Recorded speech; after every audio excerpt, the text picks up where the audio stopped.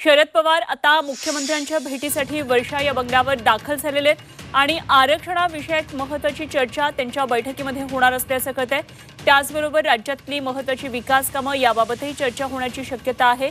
त्यामुळे आजच्या या भेटीकडे राजकीय वर्तुळातली ही सर्वात महत्त्वाची भेट म्हणता येईल। या भेटीकडे सर्वांचं लक्ष लागलेलं आहे।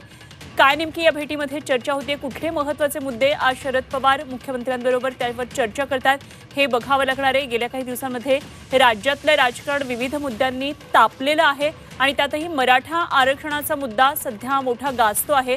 त्यामुळे या विषयावरून शरद पवार मुख्यमंत्र्यांबरोबर चर्चा करतात का हे बघणं अत्यंत महत्त्वाचं ठरेल। तसंच पुण्यामधली पूरस्थिती, राज्यामध्ये अनेक ठिकाणी जी शेतीची अवस्था आहे, भीषण अवस्था आहे, त्या संदर्भात सुद्धा काही चर्चा होतीये का हे बघावं लागणार आहे।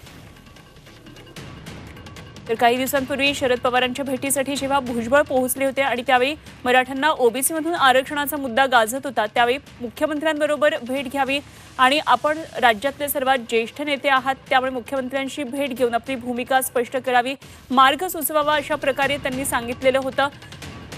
तेव्हा आज आता मुख्यमंत्र्यांबरोबर शरद पवारांची ही महत्त्वाची भेट होतीये। त्यामुळे राज्याच्या मुख्यमंत्र्यांच्या आणि राज्यातल्या सर्वात ज्येष्ठ राजकारण्याची ही भेट होताना नेमके काय काय मुद्दे राज्यातले चर्चिले जातात हे अत्यंत महत्त्वाचं आहे।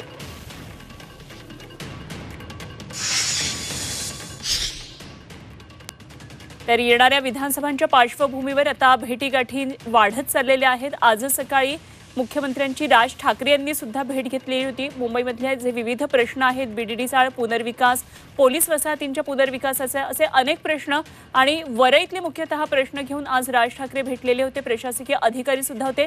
तेव्हा आता शरद पवारांबरोबरची ही भेट मुख्यमंत्र्यांची, या भेटीमध्ये काय नेमके महत्त्वाचे चर्चेचे मुद्दे असणार आहेत हे बघावं लागणार आहे। निश्चितच शरद पवार या संदर्भात भेटीनंतर पत्रकार परिषद घेऊन काय नेमक्या मुद्द्यांवर चर्चा झाली हे स्पष्ट करतील। दुसरीकडे आपण पाहतोय सध्या पुण्यामध्ये ठाकरे गटाचा हा शिवसंकल्प मेळावा सुरू आहे आणि मार्गदर्शन या ठिकाणी उद्धव ठाकरे त्यांच्या कार्यकर्त्यांना करतात।